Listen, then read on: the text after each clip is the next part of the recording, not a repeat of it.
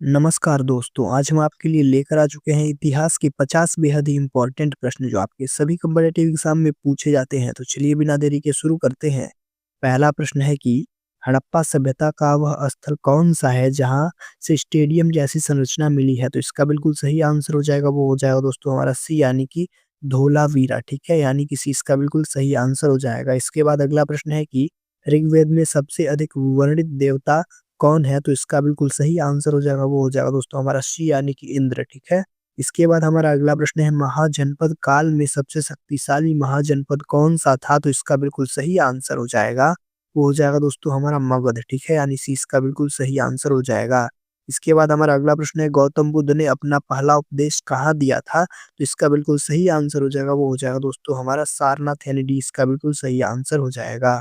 इसके बाद हमारा अगला प्रश्न है कि मौर्य समाज का संस्थापक कौन था? तो इसका बिल्कुल सही आंसर हो जाएगा, वो हो जाएगा दोस्तों हमारा चंद्रगुप्त मौर्य, ठीक है? यानी कि सी इसका बिल्कुल सही आंसर हो जाएगा। इसके बाद अगला प्रश्न है कि अशोक के शिलालेखों को पढ़ने वाला प्रथम व्यक्ति कौन था? इसका बिल्कुल सही आंसर हो जाएगा, वो हो जाएगा दोस्तों हमारा जेम्स प्रिंसेप यानी कि ए इसका बिल्कुल सही आंसर हो जाएगा, ठीक है? इसके बाद हमारा अगला प्रश्न है गुप्त काल में भारत का नेपोलियन किसे कहा गया? तो इसका बिल्कुल सही आंसर हो जाएगा, वो हो जाएगा दोस्तों हमारा समुद्रगुप्त को यानी ए इसका बिल्कुल सही आंसर हो जाएगा। इसके बाद हमारा अगला प्रश्न है कि चीनी यात्री ह्वेन-सांग भारत कब आया था? तो इसका बिल्कुल सही आंसर हो जाएगा, वो हो जाएगा दोस्तों हमारा हर्षवर्धन के समय यानी कि ए इसका बिल्कुल सही आंसर हो जाएगा। इसके बाद हमारा अगला प्रश्न है कि हर्षवर्धन की जीवनी हर्षचरित किसने लिखी? तो इसका बिल्कुल सही आंसर हो जाएगा, वो हो जाएगा दोस्तों हमारा बाणभट्ट यानी बी इसका बिल्कुल सही आंसर हो जाएगा। इसके बाद हमारा अगला प्रश्न है कि दिल्ली सल्तनत का पहला सुल्तान कौन था? तो इसका बिल्कुल सही आंसर हो जाएगा, वो हो जाएगा हमारा कुतुबुद्दीन ऐबक यानी बी इसका बिल्कुल सही आंसर हो जाएगा, ठीक है? इसके बाद हमारा अगला प्रश्न है कि भारत में सर्वप्रथम तुर्की शासन किसने स्थापित किया? तो इसका बिल्कुल सही आंसर हो जाएगा, वो हो जाएगा दोस्तों हमारा मोहम्मद गोरी यानी 20 का बिल्कुल सही आंसर हो जाएगा, ठीक है? इसके बाद हमारा अगला प्रश्न है, सिकंदर-ए-सानी की उपाधि किसे दी गई थी? तो इसका बिल्कुल सही आंसर हो जाएगा, वो हो जाएगा दोस्तों हमारा अलाउद्दीन खिलजी यानी सी इसका बिल्कुल सही आंसर हो जाएगा, ठीक है? इसके बाद हमारा अगला प्रश्न है, अलाउद्दीन खिलजी ने बाजार नियंत्रण क्यों लागू किया? तो इसका बिल्कुल सही आंसर हो जाएगा, वो हो जाएगा दोस्तों हमारा सैनिक व्यवस्था, ठीक है? सैनिक व्यवस्था के लिए यानी कि 20 का बिल्कुल सही आंसर हो जाएगा। इसके बाद हमारा अगला प्रश्न है कि तुगलक वंश का संस्थापक कौन था? तो इसका बिल्कुल सही आंसर हो जाएगा, वो हो जाएगा दोस्तों हमारा गयासुद्दीन तुगलक यानी सी इसका बिल्कुल सही आंसर हो जाएगा। इसके बाद हमारा अगला प्रश्न है राजधानी को दिल्ली से दौलताबाद ले जाने वाला सुल्तान कौन था? तो इसका बिल्कुल सही आंसर हो जाएगा, वो हो जाएगा दोस्तों हमारा मोहम्मद बिन तुगलक यानी सी इसका बिल्कुल सही आंसर हो जाएगा, ठीक है? इसके बाद अगला प्रश्न देखते हैं, अगला प्रश्न है विजयनगर साम्राज्य की स्थापना किसने की? तो इसका बिल्कुल सही आंसर हो जाएगा, वो हो जाएगा दोस्तों हमारा बी यानी कि हरिहर और बुक्का ने, ठीक है? बी इसका बिल्कुल सही आंसर हो जाएगा। इसके बाद अगला प्रश्न है हमारा कि अगला प्रश्न दे रखा है कि अमुक्तमाल्यदा ग्रंथ के लेखक कौन थे? तो इसका बिल्कुल सही आंसर हो जाएगा, वो हो जाएगा कृष्णदेव राय, ठीक है?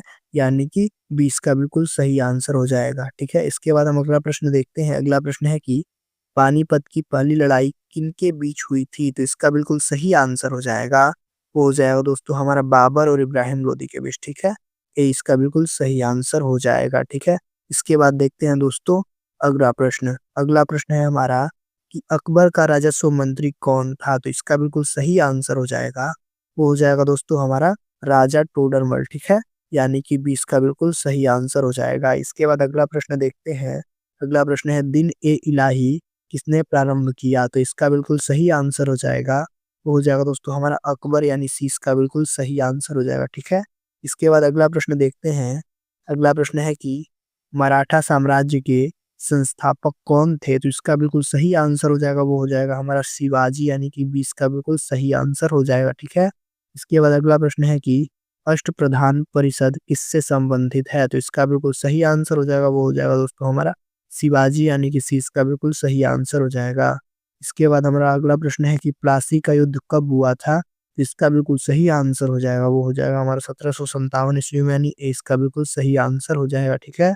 इसके बाद हमारा अगला प्रश्न है कि बक्सर के युद्ध के समय मुगल सम्राट कौन था? तो इसका बिल्कुल सही आंसर हो जाएगा वो हो जाएगा दोस्तों हमारा शाह आलम द्वितीय यानी कि ए इसका बिल्कुल सही आंसर हो जाएगा, ठीक है? इसके बाद देखते हैं अगला प्रश्न। हमारा अगला प्रश्न दे रखा है कि अस्थाई बंदोबस्त किसने लागू किया? तो इसका बिल्कुल सही आंसर हो जाएगा वो हो जाएगा दोस्तों हमारा लॉर्ड कॉर्नवालिस यानी सी इसका बिल्कुल सही आंसर हो जाएगा, ठीक है? इसके बाद अगला प्रश्न है कि 1857 की क्रांति की शुरुआत कहाँ से हुई? तो इसका बिल्कुल सही आंसर हो जाएगा वो हो जाएगा दोस्तों हमारा सी यानी कि मेरठ से, ठीक है? इसके बाद अगला प्रश्न देखते हैं, अगला प्रश्न है हमारा कि 1857 के विद्रोह का तत्कालिक कारण क्या था? तो इसका बिल्कुल सही आंसर हो जाएगा, वो हो जाएगा दोस्तों हमारा बी यानी कि चर्बी युक्त कारतूस, ठीक है? इसके बाद अगला प्रश्न देखते हैं, अगला प्रश्न है कि हिंद स्वराज पुस्तक किसने लिखी? तो इसका बिल्कुल सही आंसर हो जाएगा वो हो जाएगा दोस्तों हमारा बी यानी कि गांधी जी ने, ठीक है? इसके बाद अगला प्रश्न है हमारा, अगला प्रश्न देखते हैं, अगला प्रश्न दे रखा है कि भारतीय राष्ट्रीय कांग्रेस की स्थापना कब हुई? तो इसका बिल्कुल सही आंसर हो जाएगा वो हो जाएगा दोस्तों हमारा 1885 में यानी कि ए इसका बिल्कुल सही आंसर हो जाएगा, ठीक है? इसके बाद अगला प्रश्न है कि बंगाल विभाजन किस वर्ष हुआ? इसका बिल्कुल सही आंसर हो जाएगा वो हो जाएगा दोस्तों हमारा 1905 में यानी कि ए इसका बिल्कुल सही आंसर हो जाएगा, ठीक है? इसके बाद अगला प्रश्न है हमारा कि स्वदेशी आंदोलन का प्रारंभ किससे जुड़ा है? तो इसका बिल्कुल सही आंसर हो जाएगा वो हो जाएगा दोस्तों हमारा सी यानी कि बंगाल विभाजन से, ठीक है? इसके बाद हमारा अगला प्रश्न है कि मुस्लिम लीग की स्थापना कब हुई? तो इसका बिल्कुल सही आंसर हो जाएगा, वो हो जाएगा दोस्तों हमारा 1906 में यानी कि 20 का बिल्कुल सही आंसर हो जाएगा। इसके बाद अगला प्रश्न देखते हैं, अगला प्रश्न है होम रूल आंदोलन किसने चलाया? तो इसका बिल्कुल सही आंसर हो जाएगा, वो हो जाएगा दोस्तों हमारा बी यानी कि तिलक और एनी बेसेंट ने, ठीक है? इसके बाद देखते हैं अगला प्रश्न है कि जलियांवाला बाग हत्याकांड कब हुआ? इसका बिल्कुल सही आंसर हो जाएगा, वो हो जाएगा दोस्तों हमारा 1919 में यानी कि सी इसका बिल्कुल सही आंसर हो जाएगा, ठीक है?